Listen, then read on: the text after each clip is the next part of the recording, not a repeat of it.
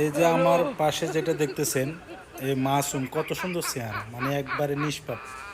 যে এই ব্যক্তিটা মানে সব দেশের বলতেছে যে আমারে কেউ তোরা থ্রেট দে, আমার দেশে কেউ বোম মার, মিসাইল ছুড় আমার দেশে। মানে এ এমন একটা নিরীহ সরল সোজা মানুষ, মানে জানি শুনি চাইতেছে যুদ্ধে এ অংশগ্রহণ করবে, কারণ কেউ তারে নিতেছে না। শেষে ও চিন্তা করতেছে ওর সাথে তো কেউ লাগবে না।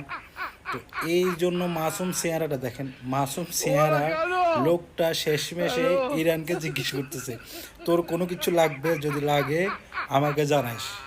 মানে এ এমন একটা দুনিয়ার লিডার যে জেনে শুনে যুদ্ধে অ্যাটেন্ড করতে চাইতেছে, মানে যুদ্ধে ওর জন্য জরুরি। বুঝেন নাই, যুদ্ধে করতে চাইতেছে কিন্তু ওরে নিতেছে না। শেষমেশ ইরানকে বলতেছে যে আমারে আমারে কোনো কিছু লাগলে আমাকে বলিস।